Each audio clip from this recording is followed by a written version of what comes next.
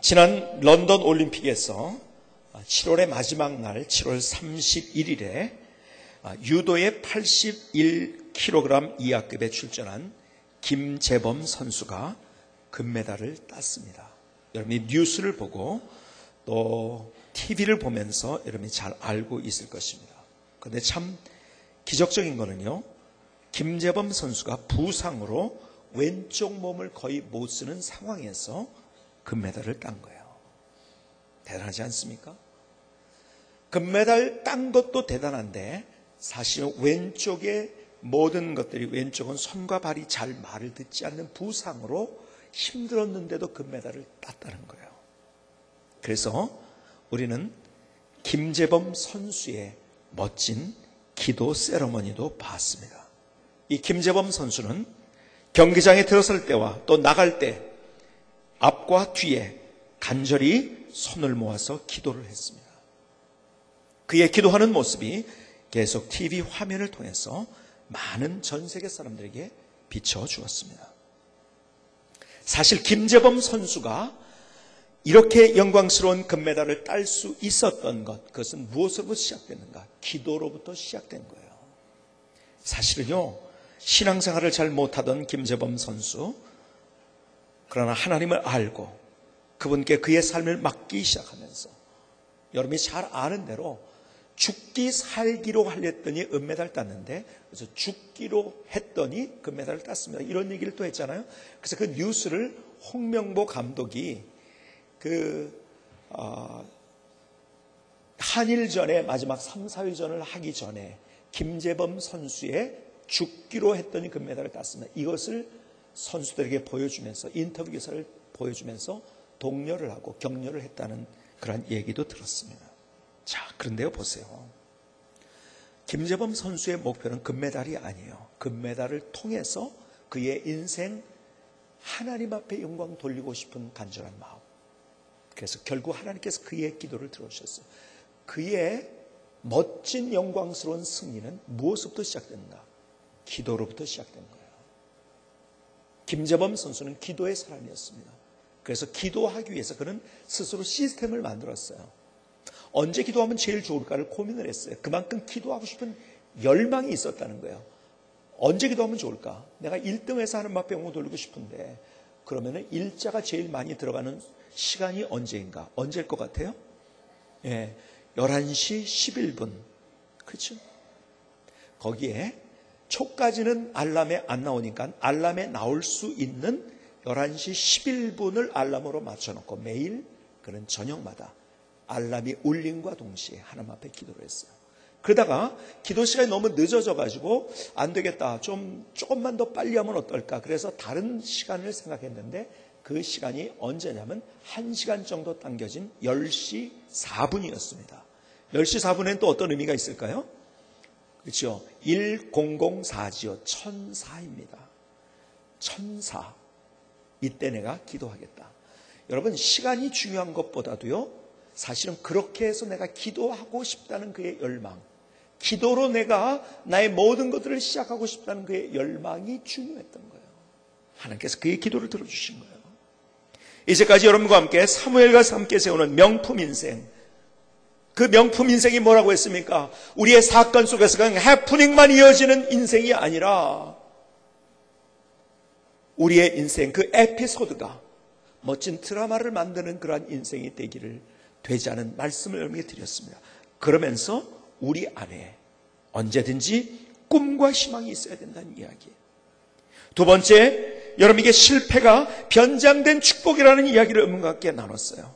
그리고 세 번째, 우리가 먼저 하나님의 기적을 경험하기 전에 하나님의 위로를 먼저 경험해야 된다는 이야기를 여러분에게 드렸습니다.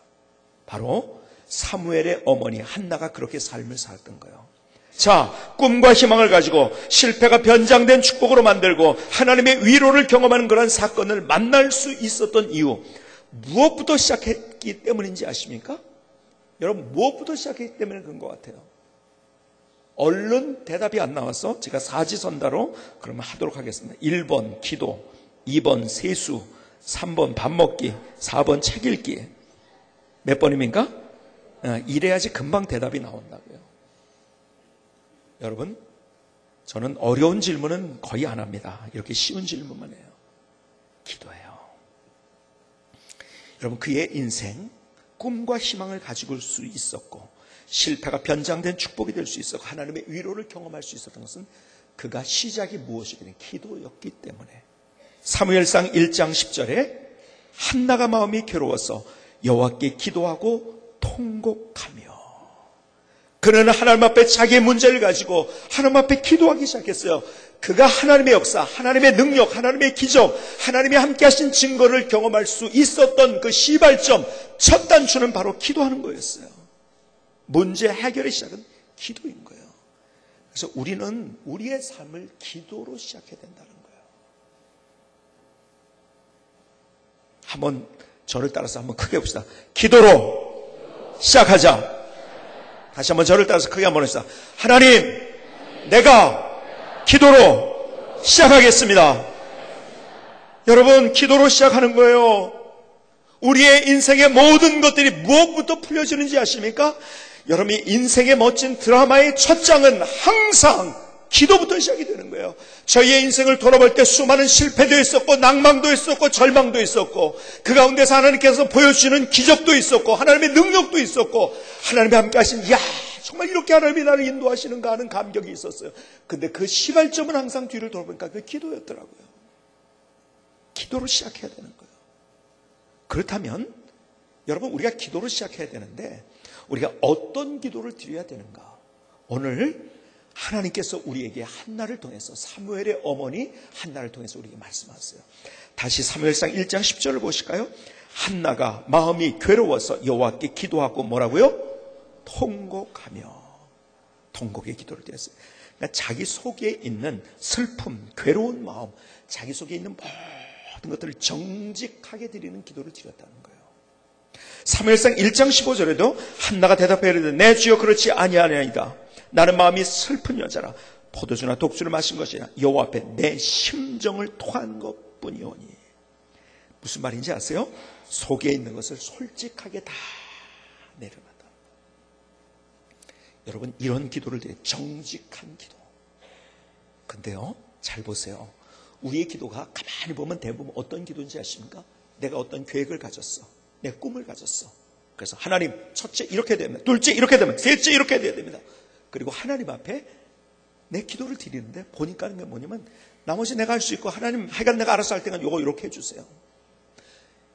가만히 보니까 기도가요 쌍방통행이 돼야 돼. 일방통행이 되고요 선전포고가 되고요 그리고 내가 하나님을 이래라 저래라 하고 있는 거예요. 가만히 우리의 기도를 보면요 하나님 첫째 이래야 됩니다. 둘째 이래야 됩니다. 셋째 이래야 됩니다. 내 사업은 이렇게 돼야 되고요. 하나님 내 가정은 이렇게 돼요. 내 아들들은 이렇게 되고 하나님 앞에 그렇게 안 해요. 먼저 진짜 기도가 뭔지 아세요? 진짜 기도는 내 속에 있는 정직한 모든 것들 다 쏟아놓는 것. 항상 여러분이 말씀드리죠. 진짜 기도는 그래서 정직한 기도인 거예요.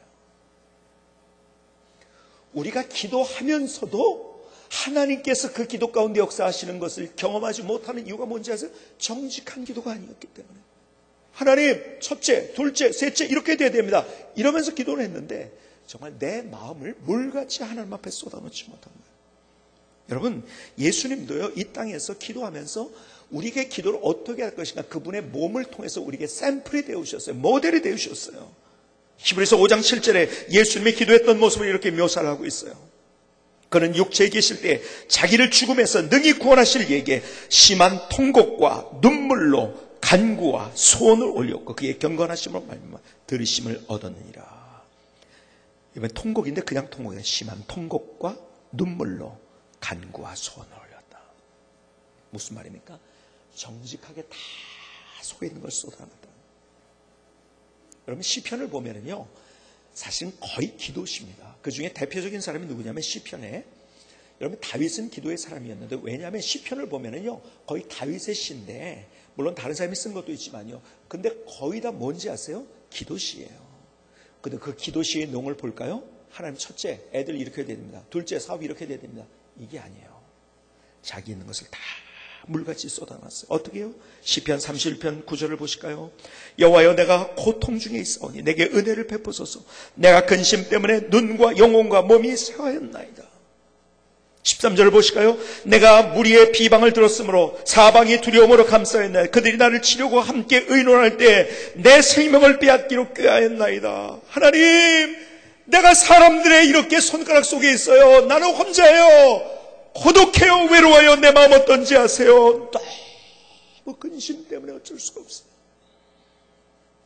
시편 38편 8절을 보실까요? 내가 피곤하고 심히 상하였음에 마음이 불안하여 신음하나이다. 하나님, 나 이거 이렇게 해야 됩니다. 저거 저렇게 해야 됩니다. 하나님, 이 일은 이렇게 이루어졌어요. 그게 아니라 그의 드리는 기도, 시편 기자의 드리는 기도, 그의 마음속에 있는 가장 깊은 곳에 있는 것을 다 쏟아놨어요. 그의 불안, 걱정, 상한 마음, 상처, 신음. 그래서 하나님이 어떤 분이신지 아세요? 우리의 신음까지 들으시는 그 하나님. 우리의 기도가요, 내가 어떤 계획을 가지고 있어. 그 계획에 내가 어떻게 이룰 것인가에만 관심을 가지고 하나님 이거 이렇게 해주세요. 한번 보세요. 우리의 기도가 이런 기도라는 거예요. 아니에요. 내 속에 있는 것을 그대로 정직하게 쏟아놓는 것, 이것이 진짜 기도인 거예요. 여기서 하나님을 만날 수 있는 거예요. 여러분, 한나는 그런 기도를 드렸어요. 정직한 기도. 하나님 앞에. 두 번째, 한나의 기도가 어떤 기도였는지 아십니까? 사무엘상 1장 12절 이하를 보실까요? 그가 여호와 앞에 오래 기도하는 동안에 엘리가 그의 입을 주목한즉 한나가 속으로 말하며 입술만 움직이고 음성은 들리지 아니하므로 엘리는 그가 취한 줄로 생각하는지라. 엘리가 그에게 이르되 내가 언제까지 취하여 있겠느냐? 포도주를 끊으라 하니 한나가 대답하여 이르되 내 주여 그렇지 아니하나이다. 나는 마음이 슬픈 여자라. 포도주나 독주를 마신 것이 아니요 여호와 앞에 내 심정을 통한 것뿐이오니. 자, 보세요. 어떻게 기도했는지 아세요? 그 장면을, 그림을 그려보세요. 여러분, 옆에 있는 사람이 술에 취했다 할 정도로 느낄 정도로 그가 옆에를 의식하지 아니하고 간절한 기도를 드린다. 한나의 기도는 첫 번째 정직한 기도였고, 두 번째는요 간절한. 여러분들, 우리의 기도가 이렇게 돼야 된다는 거예요. 얼마나 간절하게 기도했는지. 여러분, 예수님은요 이 땅에서 어떻게 기도하는지 아세요? 공생애를 시작하기 전에 40일 동안 금식기도, 가장 간절한 기도. 여기서 우리에게 주는 교훈이 굉장히 많이 있어요. 여러분, 주님의 공생에 얼마나 기가 막힌 바쁜 인생을 살면서 먼저 그 바쁜 것 이전에 그의 매일의 삶도 그러잖아요. 기도였던 거예요. 기도가 앞섰던 거예요. 여러분, 바쁘다고요? 그래서 기도 못한다고요? 그게 얼마나 잘못된 업에 있는 얘기인지 아십니까? 바쁘기 때문에 너 기도해야 되는 거예요. 바쁘기 때문에 너 기도하는 거예요. 해야 할 일이 많기 때문에 또 기도하는 거예요. 왜? 그 모든 것을 내 힘으로 어떻게 할 수 있나요? 하나님은 우리 가운데 은혜를 베풀어 주고 하나님의 일들을 보여주실 때 내가 노력해도 안 되지만, 내가 애를 써도 안 되지만, 내가 최선으로 어떻게 하려고 해도 안 되지만, 내 능력으로 안 돼. 하나님이 우리 가운데 할 수 있도록 해주시는 거 아닙니까? 근데요, 그 금식 기도라는 게 어떤 거예요? 여러분, 정말 간절한, 제일 간절한 기도가요 금식 기도인 거예요. 주님께서 기도를 하시면서 이 땅에서 제일 먼저 기도가 어떤 기도인지 금식 기도였어요. 간절한 기도를 우리에게. 여러분, 예수님이 기도했던 장면을 그래서 성경은 또 이렇게 표현을 합니다. 누가복음 22장 44절에 예수께서 힘쓰고 애써 더욱 간절히 기도하시니 땀이 땅에 떨어지는 핏방울같이 되더라. 얼마나 간절히 기도했는지 아세요? 예수께서 뭐라고? 첫 번째 힘쓰고, 그 다음에 두 번째 애써 더욱. 이럴 땐 좀 빨리빨리 나와야지 보면서 하죠. 예수께서 첫 번째 뭐라고요? 힘쓰고, 그 다음에 애써. 간절인데 어떻게 간절히? 더욱 간절히 기도하시니 땀이 땅에 떨어지는 핏방울같이 되더라.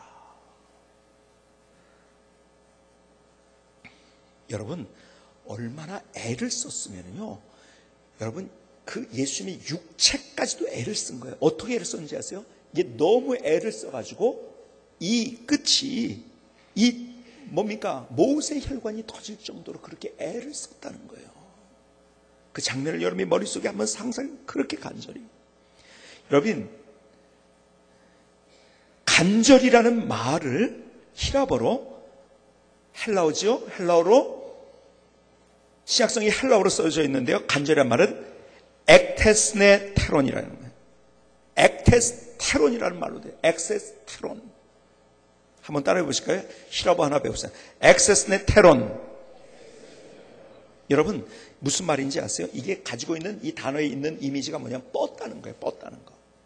두 번째 이미지는 뭐냐? 열중이라는 거예요. 열중하다. 그러니까 뭐예요? 다른 거 신경 안 쓴 거예요. 지금 누가 그랬어요? 한나가 그랬잖아요. 누가 있는지, 뭐 제사장이 있는지 누가 있는지 몰라요. 그러니까 하나님께만 그의 시선을 뻗쳤어요. 그리고 열중했어요. 옆에 있는 사람이 술 취한 거 아니야? 이 정도로. 그렇게 간절히 기도했다는 거예요. 그렇게 간절히. 하나님을 향해서. 그래서 유대인들이요, 기도할 때 뭘 쓰는지, 뭘 이렇게 씁니다. 보자기를 씁니다. 왜 그런지 아세요? 다른 데 시선 안 두고 하나님께만 내 생각을 뻗치겠다는 거예요. 다 뻗치겠다.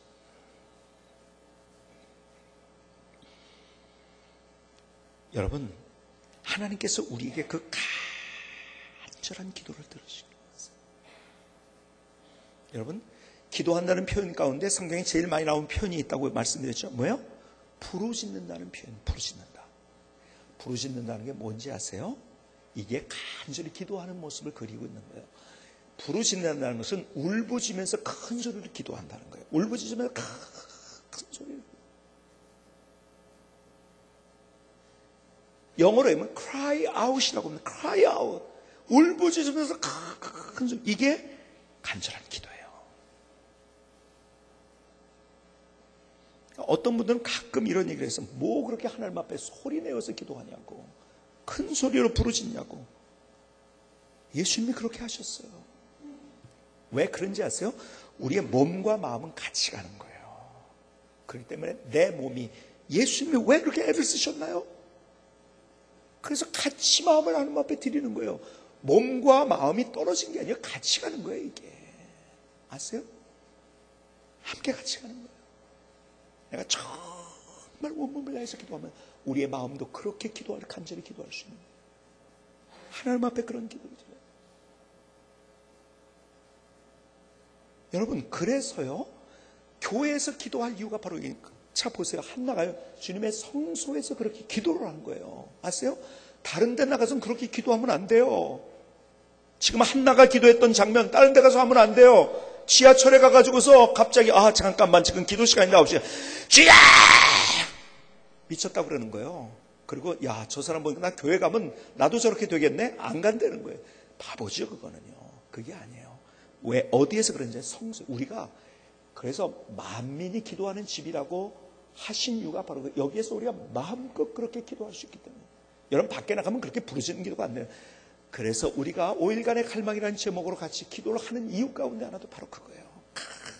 간절하게 우리가 기도하기 위해서.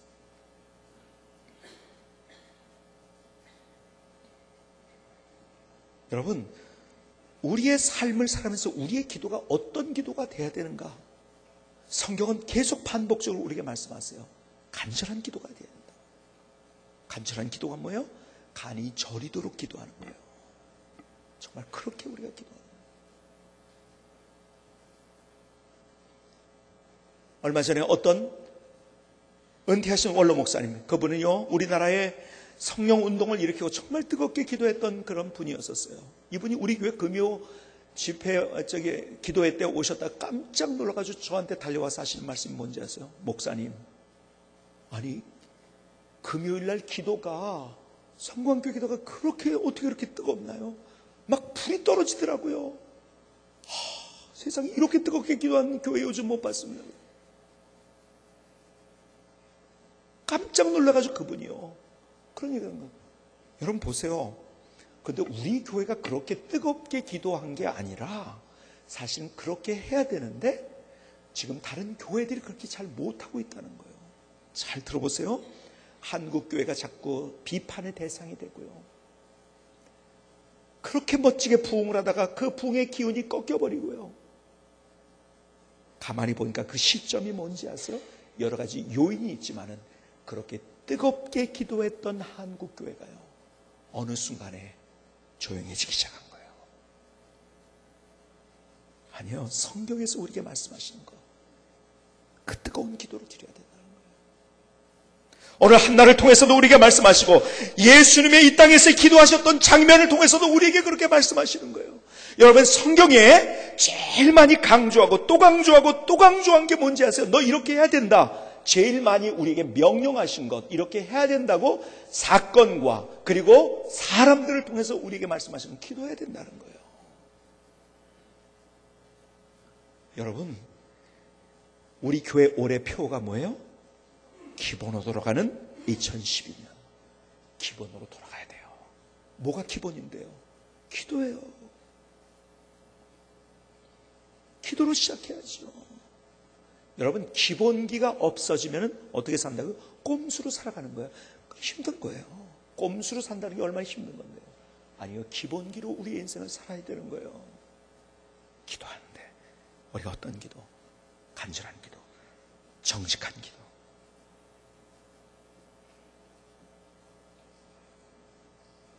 여러분 보세요. 하나님께서 한나의 기도를 응답해 주셨어요. 얼마나 멋지게 응답해 주셨는데, 여러분 머릿속에 그 모습을 한번 그려보시겠습니까? 사실은 한나가요, 아이 하나, 그 기도 제목에 아이 하나 주세요, 이게 기도 제목이었었어요. 그런데 보세요, 어떻게 됐는지 아세요? 아이를 얻었을 뿐만 아니라 어떻게 됐습니까? 그 아이가 사무엘이잖아요. 그렇죠? 마지막 사사가 되었고 제사장이 되었고, 그리고 왕정을 여는, 이스라엘의 왕정을 여는 인물이 됐어요. 그래서 다윗과 2대왕 다윗, 그 다음에 1대왕 사울에게 기름을 붓는 민족의 영도자가 됐어요. 잘 보세요. 여러분, 그 가게에 하나님의 영광을 주셨을 뿐만 아니라, 가정에 하나님의 영광을 보여주셨을 뿐만 아니라 하나님의 구속사에 멋진 드라마를 쓰셔서, 그래서 지금도 우리가 사무엘 이야기를 할 수 있도록 만드신 거예요. 자, 무슨 얘기인지 아세요? 나는요, 조그만 것 가지고 하나 기도했는데 하나님께서 어떻게 하는지 아세요? 내가 생각지도 못한 것들을 응답해 주신 그분이 우리 하나님이세요. 그래서 예레미야 33장 3절에 뭐라고 말씀하시나? 너는 내게 부르짖으라. 내가 내게 응답하겠고 내가 알지 못하는 크고 은밀한 일을 내게 보이리라. 옛날 개혁성에는 비밀한 일을 내게 보이라고 말씀해요. 너 내게 부르짖어라. 기도하는데 그냥 기도하는 것이 아니라 부르짖어라. 너의 힘을 다해, 온몸을 다해 cry out 하면서 하나님 앞에 나아가지 않겠느냐. 내가 그 모든 것들을 응답할 뿐만 아니라 내가 전혀 생각하지 못했던 것까지, 감히 상상하지 못했던 것까지 내가 너에게 응답하고 너를 내가 붙잡아 줄 거야. 오늘 예레미야에서 그렇게 말씀하시고 돌아가서 한나를 통해서 우리에게 말씀하고 계신 거예요. 제가 미국에서 섬겼던 교회에 한 집사님이 계세요. 샌드위치 가게를 하던 분이에요. 근데 이분이 늦게 예수를 믿은 거예요. 미국에 왔어요. 샌드위치 가게를 하다가요, 교회 왔는데 기도하면 응답받는다는 얘기를 들은 거예요. 근데 자기 최고의 기도 제목이 있었어요. 최고의 소원이 있었어요. 그게 뭐냐면 6, 7년 동안 아이가 없었던 거예요. 그러니까 아이를 얻기 위해서 지금 어떻게 하면 아이가 날 수 있는가 그런데 기도하면 응답되는 거예요. 가장 순수한 마음으로 하나님, 그래 내가 이거 가지고 기도해야지. 교회 나온 지 얼마 안 됐을 거예요. 근데 기도할 줄 압니까? 하나님 아버지 아들을 주세요. 이러면요, 기도가 1분도 안 돼서 끝나버리는 거예요. 그렇죠? 기도할 줄 알아야죠. 그래서 어떻게 했는지 아세요? 이분이요, 교회에 나와가지고 주님께서 가르쳐준 기도 있죠. 주기도문을 100번 이상씩 그걸 가지고 기도를 한 거예요. 매일 교회에 나와서 하나님께서 마침내 아이를 허락하셨을 뿐만 아니라 한나의 스토리가 똑같아요. 그 가정에 하나님의 놀라운 축복, 좀 문제가 있었던 가정이 하나님이 멋진 하나님의 축복을 보여주시고 그리고 더 나가서 그 사업적으로도 그의 앞길에 하나님께서 얼마나 풍성한 은혜를 베풀어 주셨는지. 그러니까 이분이요, 햄버거 샌드위치 가게를 하면서요, 만나는 사람들마다, 온 손님들마다 자기 얘기하면서 전도를 하고, 미국 사람이든 한국 사람이든 그렇게 전도하는 거예요. 왜요? 경험해 봤으니까요. 경험해 봤습니다. 여러분, 하나님의 역사의 시작은 기도예요. 여러분, 내가 기도를 알고 있는 것이 중요한 게 아니에요. 기도를 하면 응답받는 걸 알고 있는 거, 그거 누구 다 알고 있어요. 그것이 경험되어져야 되는 거예요. 여러분, 단순하게 그렇게 예수 믿지 얼마 안 된 사람도 와가지고 순수하게 그렇게 하나님께서 그의 삶을 어떻게 멋지게 거죠. 여러분, 여러분들의 기도가요, 머릿속에 있는 것이 돼서는 안 되고 삶이 되고 경험이 돼야 되는 거예요. 저는요, 고등학교 때 또 학교를 다니면서 많은 선생님들을 만나서, 제가 초등학교, 중고등학교를 다니면서 선생님들에게 영향받은 것들이 참 많이 있더라고요. 좋은 선생님들을 만났어. 근데 그 중에 제 2학년 때 담임 선생님, 음시형 선생님이라는 분이 계세요. 이분 역사 선생님이세요. 여러 가지를 도전을 주고 많은 인사이트를 주셨던 분이세요. 근데 우리에게 어떤 도전을 주냐면, 너희가 정말 한국이 뭔지를 알고, 너희들이 리더가 되고, 너희들이 정말 한국에서 무엇인가를 제대로 조국을 위해서 뭔가를 하려고 한다면 너희들이 구석구석을 경험해 봐야 된다는 거예요. 그러니까는 책으로 아는 것이 아니라 너희들이 그냥 지식으로만 깔짝깔짝 거려가지고서 거기서 앞서서 내가 뭐 하네 저거 하네 이런 얘기하지 말라는 거예요. 쉽게 얘기하자면. 그래서 너희들이 직접 한국을 봐야 된다. 도전한 게 뭐냐면, 이 8개 도를 방학 때마다 가장 깊숙이 여행을 하라고 도전을 줬어요. 그게 그렇게 제 마음속에 꽂혀버렸어요. 그래서 제가 대학 다니면서 그렇게 방학 때마다 여행을 했는데요. 참 그때는 교통, 지금은요 쉽지만은요, 옛날에 얼마나 가기가 어렸어요. 저 홍도까지 가는데요. 여러분, 70년대 말에 이 홍도까지 한번 가려면 그것이 얼마나 힘든 일인지 아세요? 하여간 마지막 가장 끝에 섬, 그리고 가장 외지, 특별히 충청북도하고 그 다음에 강원도에는요, 가장 얼마나 깊숙이 들어가냐면, 그때 화전민들을 많이 만났어요. 화전민들이 사는 그곳은. 딱 그렇게 여행을 하고 났더니요, 야, 이거구나. 야, 이렇게 삶으로 알아야 되는구나. 내가 지식으로 머리만 가지고 있는 것이 아니라 내가 경험을 하고, 내가 삶으로 알고, 삶으로 느끼고, 삶으로 내가 배움이 있어야 되는 거야. 경험으로 있어야 되는 거야. 그때서부터 사실은요, 가만히 제 인생을 보니까요, 그게 도전이 돼가지고 그렇게 하나님의 말씀을 내가 읽으면서도 머리로 이해하려고 하지 아니고, 어떻게 하면 이것을 내 삶으로 이해하고 내 가슴으로 받아들이면서 이것을 어떻게 삶으로 내가 적용을 하고 삶 속에서 내가 하나님께서 내게 주신 인사이트를 퍼올릴 수 있을 것인가.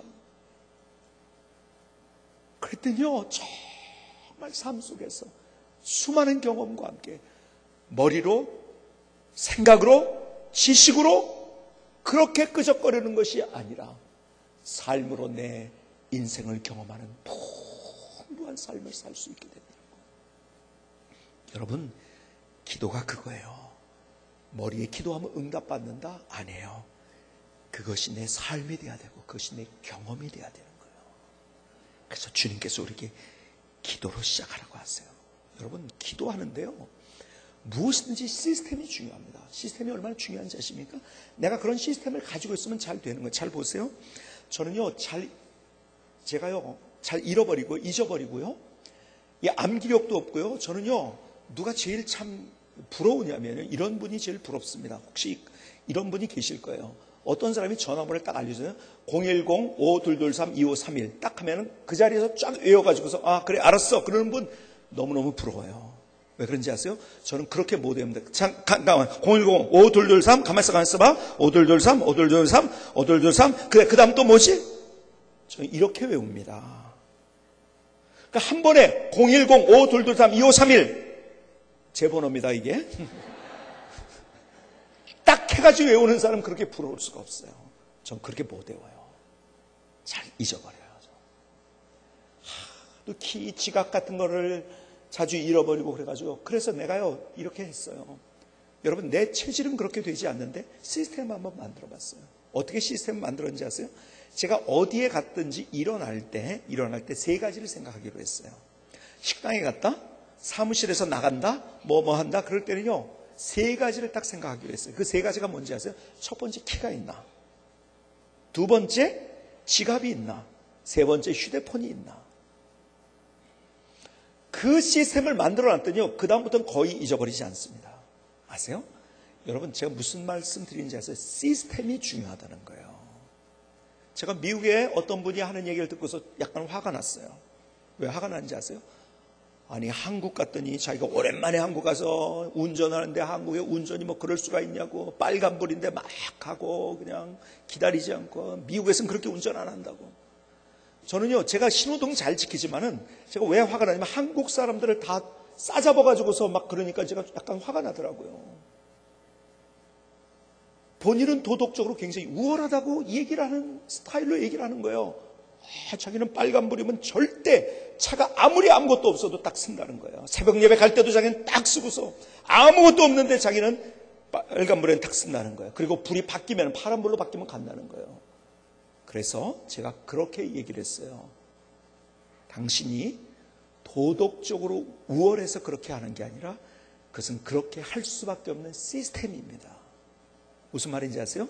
미국에는요, 이 도로 신호등 시스템이 어떻게 되는지 아세요? 감응 장치가 있어요. 그러니까 내가 딱 쓰잖아요. 그러면 내가 차가 온 거를 감응을 합니다. 그래서 어떻게 합니까? 다른 차가 안 올 때 바로 바뀌어버립니다. 우리는 그렇지 않잖아요. 그런 시스템이 없으니까 어떻게 됩니까? 여러분, 뭡니까? 동시 신호 있잖아요. 동시 신호는 여기 2분, 여기 2분, 여기 2분. 예를 들어서, 그러니까 이제 참 새벽에 아무것도 없어도요, 그렇게 기다려야 되는 거야. 우리는 그런 거예요. 그렇죠? 그런데다가요, 여러분, 뭐 한국에서 경찰들이 뭐 딱지 띄고 뭐 왜 이렇게 잡는지 모르겠 이런 분들이 있다고요? 여러분, 미국 가면은요, 여러분 그런 소리 안 나옵니다. 미국에는요, 미국 가서 이민하는 사람들이 항상 하는 얘기가 아니에요. 미국에 이렇게 경찰이 많네요. 하여간 얼마나 잘 잡히는지 몰라요. 잡혀가지고 딱지를 띄었다, 내가 스티커를 받았다 그러면 보통 얼마인지 아세요? 우리가 5만 원 내지 10만 원의 벌금을 낸다?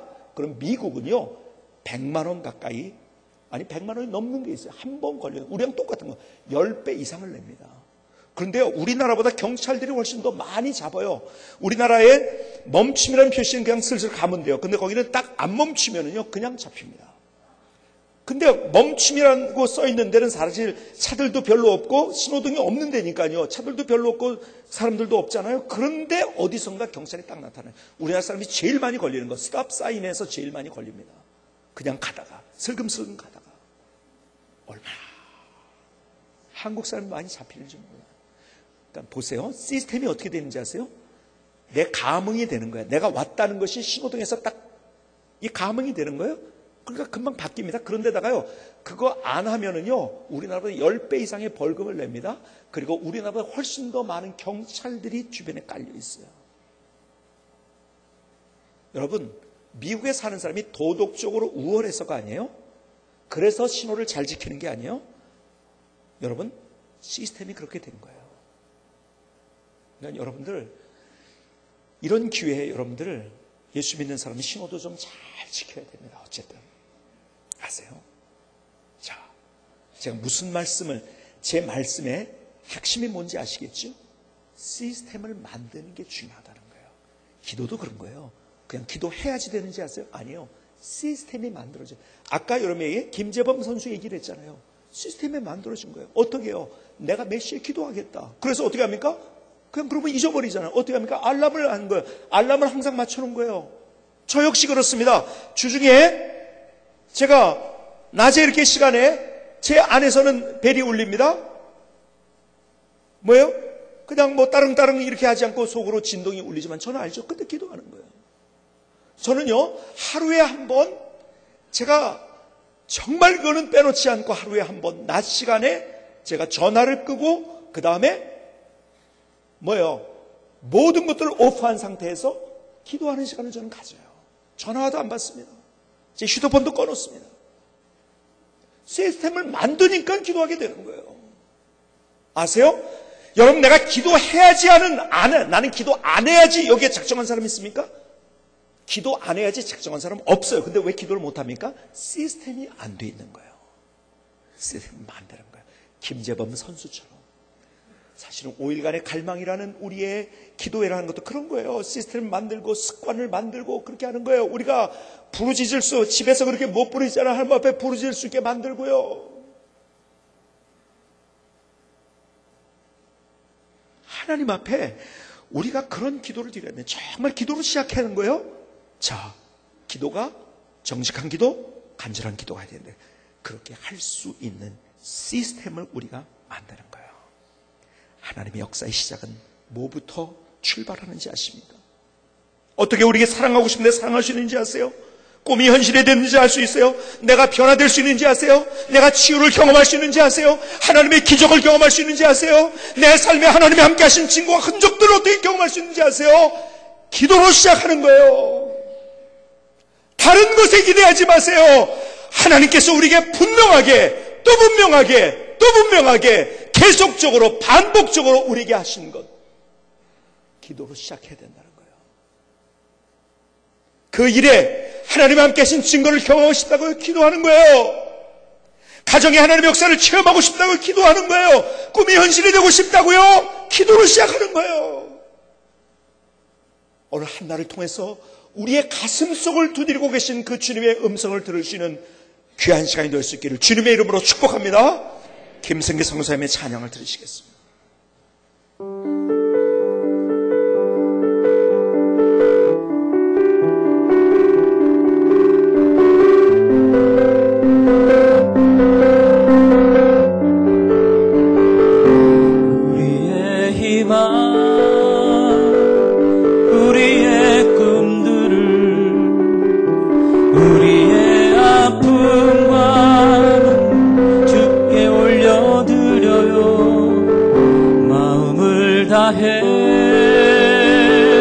함께 기도해요.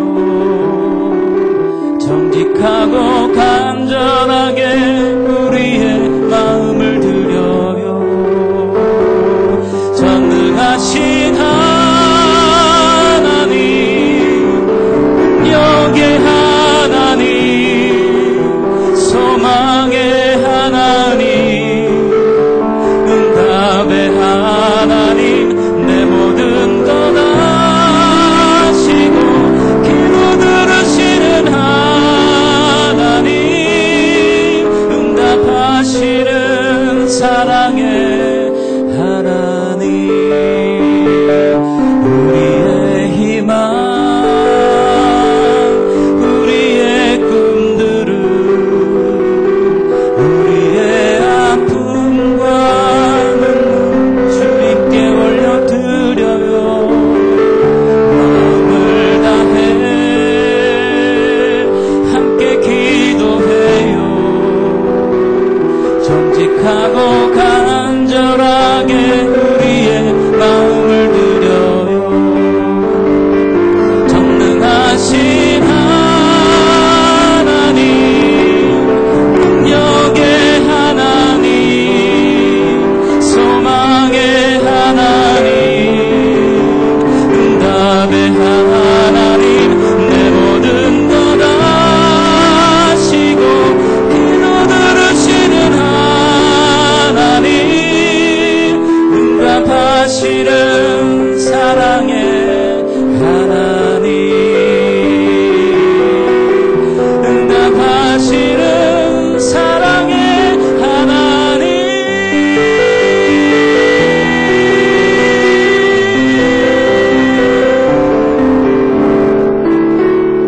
아멘. 하나님, 나의 노래입니다. 나의 결단입니다. 하나님, 나의 마음입니다. 하나님,